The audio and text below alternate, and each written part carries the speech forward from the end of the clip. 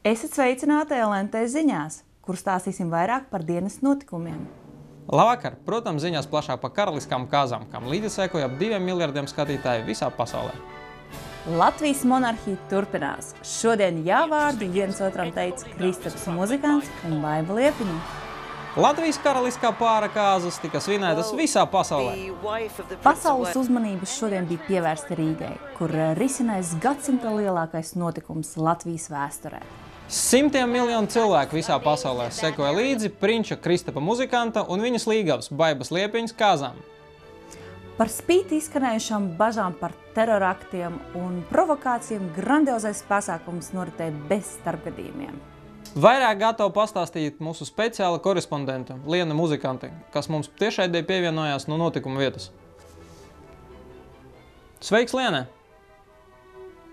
Andrej, jā, sveiciens no studijas. Es, Liena Muzikante, mēs šobrīd atrodamies, kā jūs redzat, Rīgas centrā pie Brīvības pieminekļa, un šobrīd mēs esam ļoti satraukti. Šis īpašais notikums, kad Latvija apvienosies, tauta apvienosies, precēsies Kristaps Muzikants un Baiba Liepiņa.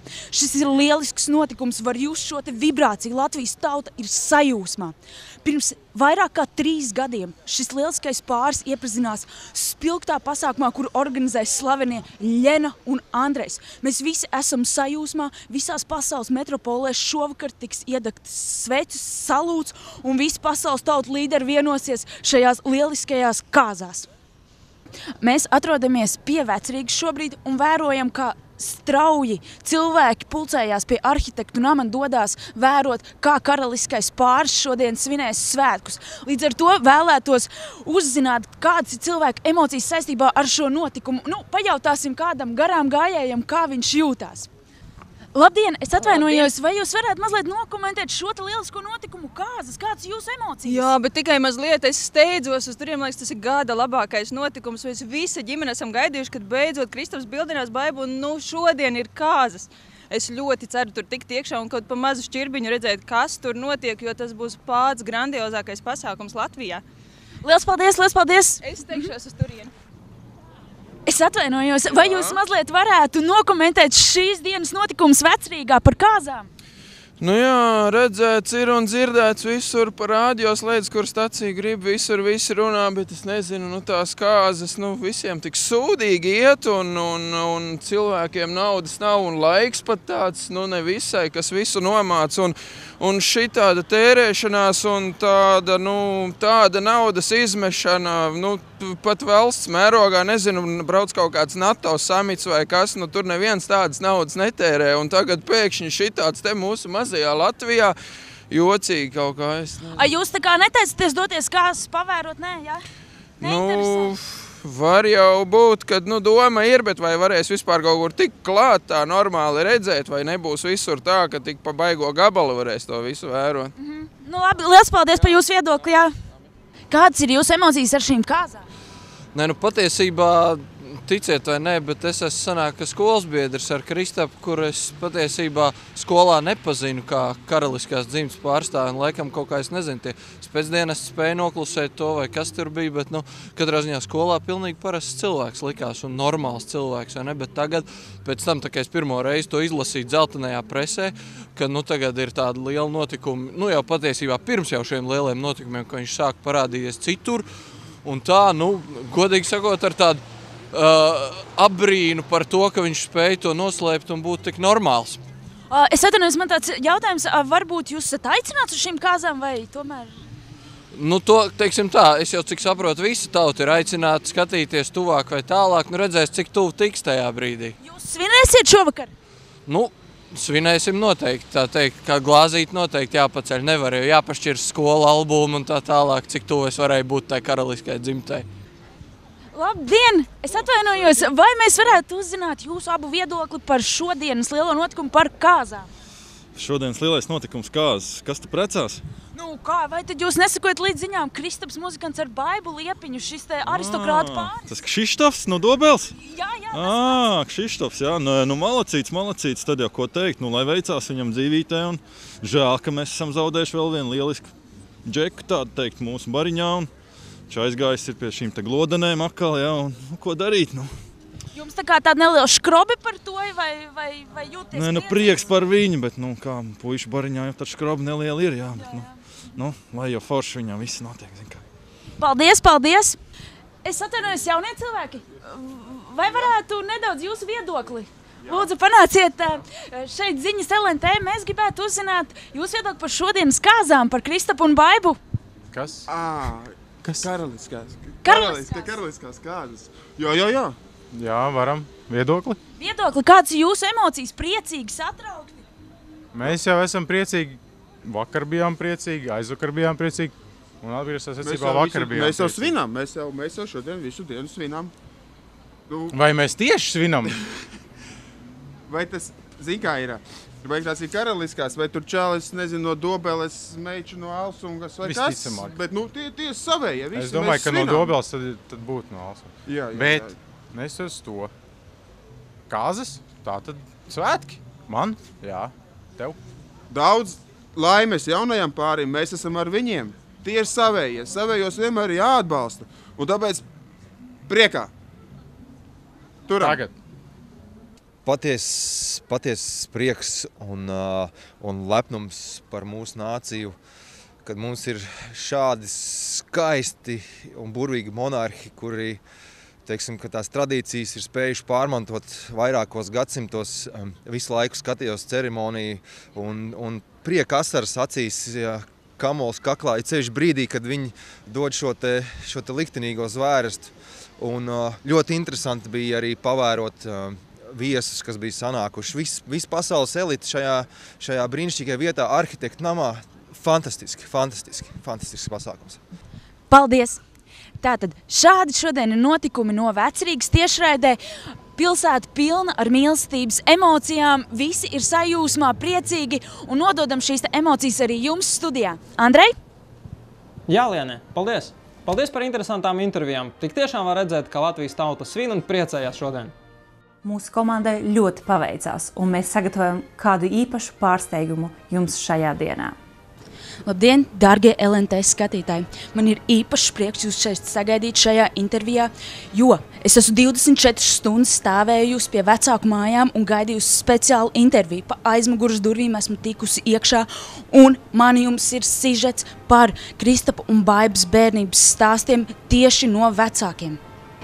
Es varu pastāstīt kādu ļoti labu atgadījumu no bērnības Kristapam. Tas viņu raksturo diezgan konkrēti. Jo viņš ir galvenais. Kristaps ar māsu gulēja istabiņā. Atnāk māsiņa nakti, raud bērns. Kas ir, meitiņa? Brālis man sedziņu atņēma. Aizējam paskatīties. Sedziņas nav. Izmeklējam visu dzīvokli. Nav tās sedziņas. Kristaps mierīgi aizgājis gulēt, aizmidzies ar māsas sedziņu. Izrādās, ka viņš savējo paslēpis toaletē. Viņam nav bijusi, un viņš paņēmis māsas sedziņu un aizgājis gulēt, un navakt māšuks raud. Par savu mīļo mazdēliņu varu pastāstīt. Mums ir dārs mājā, liels samērā, ar 100-gadējām liepām, un starp tām ir arī Ieva 100-gadējā. Brīnišķīgi viņa bija. Un mani mazbērni mīlēja tur pie viņas spēlēties un arī kāpeļēt. Vienu dienu skatos, tik ļoti ilgi viņi tur uzturās. Es domāju, ko viņi tur dara. It kā kaut ko klapē, it kā kaut ko nes, stiep. Aizēju.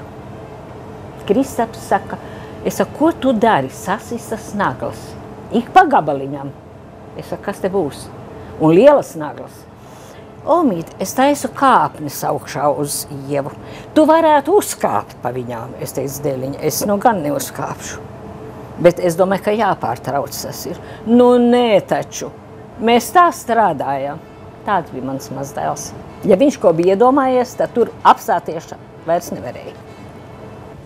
Pastāstīšu par Baibas blēņām. Bet tā kā viņai ir 1 gadu vecāks brālis, un viņi ar to ir augusi kopā, tad tās blēņas viņiem tur ir ļoti kopīgas. Es pat īsti nezinu, kurš tajā reizē bija vairāk vainīgs. Tās tādas, pamatīgas blēņas. Ap 2 toaletē sēdot uz podiņu. viss neapakšējās flīzes. Es pat nevarēju saprast, kā viņi ir dabūjuši tās nost. Kad es pajautāju, protams, rājiens bija domāts pamatīgs, bet kad es pajautāju, vai jums tagad ir labāk, viņi pateica, ka ir labāk. Tad rājiens izpalika. Un otra tāda lielākā blēņa, ko viņi izdarīja, bet arī tur bija abi divi. Katrā ziņā es biju vēl vainīgāk, jo es atstāju lielās griežamās šķērs. Un tajos laikos sagriezt aizkars, tas bija tā, tad es biju līdz asarām, bet arī nekāds lielais rājiens nebija. Viņiem tās blēņas tādas, kopīgas, bet, katrā ziņā, kad viņi izaug lielāk, tad, raksturiņš. To, ko gribēju, to es pat domāju, kad ar Kristapu vienā zīmē, kad man liekas, ka viņiem vai tur nav diezgan liela līdzība, ko gribēju to izdarīt un to panāca. Es pat tā, nevaru pateikt. Tas bija vienā ziņā it kā gaidīt un otrā ziņā negaidīt. Es pat cerēju, ka varēju pagaidīt līdz vasarai, bet, ja ir gadsimta kāzas paredzēts 1. martā, tad droši vien kaut kāds iemesls ir tam datumam. Gluži kā mēs visi, arī Kristaps un Baiba bērnībā bija absolūti normāli, parastie bērni. Kā jau minējām, karaliskās kāzas tiek plaši svinētas nevien Latvijā, bet visā pasaulē. Karaliskā nama preses centrs turpina saņemt apsveikumus no pasaules līderiem un slavenībām. Lūk, daži no tiem. Good evening. Šo dienu ar nepacietību gaidīja visa pasaule. Mēs visi esam liecinieki šim mīlas stāstam. Man ļoti gribējās piedalīties kāzās, bet neesmu saņēmis ielūgumu.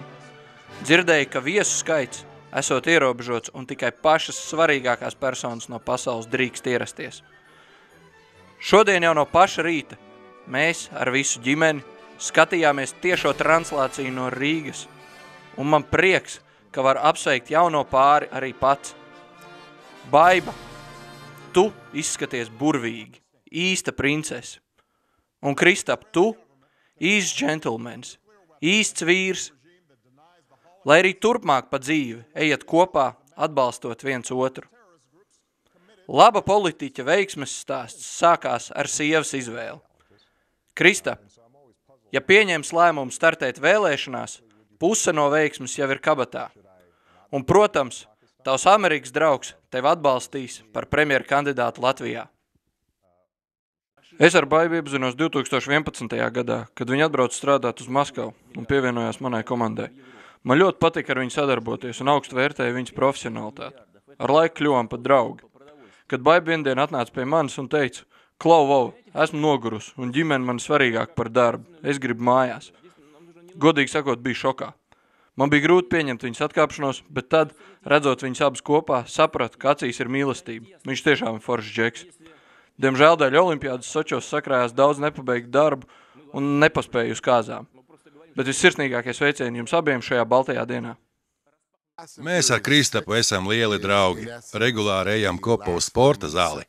Vienu dienu kačējām bicītīti un te viņš man pēkšņi paziņo. Zini, ko Vins, es priecos? Es viņam sāku paklaut, džeķiņ, tu esi dūls. Sieviete tev atņem visu. Tu vēl esi jauns un vai vispār esi pārliecināts, ka tev to vajag? Un viņš man tā pārliecinoši, ka Terminators saka, viņa ir īsta, un ar viņu gribu pavadīt visu dzīvi. Un šodien man no prieka trūkst vārdu, tāpēc, lai apsveiktu jaunu pāri, esmu sagatavojis dzejoli. Vieglu taku, raitu soli, divatā staigājot, lai netrūkst mīļu vārdu, visu mūžu dzīvojot. Kristapa onkuls un Baibas tanti, kā mūsu bērni viņus sauc, ir bieži viesi pie mums, un mēs savukārt bieži ciemojamies pie viņiem. Vienu vakaru pēc kārtējās ciemošanās braucot mājās, mūsu jaunākā meita teica, man liekas, ka Kristapa onkuls Baiba precēs. Ko lai saka, laikam nekļūdījās. Sirsnīgi sveicieni. Es esmu tik priecīga, ka viņi preces. Kristaps ar Baibu ir burvīgs pāris. Mēs viņus pazīstam jau vairākus gadus. Pagājušā vasarā gribējām atpūsties bez bērniem, un kā vienmēr neviens no draugiem nepiekrita pieskatīt mūsu 6 bērnus. Kristaps ar Baibu tika galā perfekti. Bērni bija stāvās sajūsmā par tēvoču Kristapa tēloto zirdziņu un Baibas gardajiem pašceptajiem gardumiem, tā kā domāju, ka viņiem būs ideāla ģimene. Jā, atceros, kā ar Kristapu braucām uz karaliskajām medībām, un es viņam teicu, ja tu gribi sev ideālo sievieti, tad preci Baibu, kamēr kāds cits nav tev apsteidzis. Jo, ja tā padomā mūsdienās princim atrast īstu sievu nav nemaz tik viegli. Kad mēs uzzinājām par Kristapa un Baibas kāzām, bijām ļoti priecīgi, jo viņi ir ļoti skaists pāris. Diemžēl nevarējām atbraukt, jo esam ļoti iztērējušies ar savām kāzām un joprojām maksājam kredītu. Vēl mazo princi nav īsti atstāt, kur jo Omas strādā aizņemts darbā. Paldies, ka skatījāties! Ar jums kopā bija Andrejs Jurāns un Jelena Jurāne. Līdz nākamai reizei! Beidzot! Rūgts! Sirsnīgi apsveicam! Rūgts!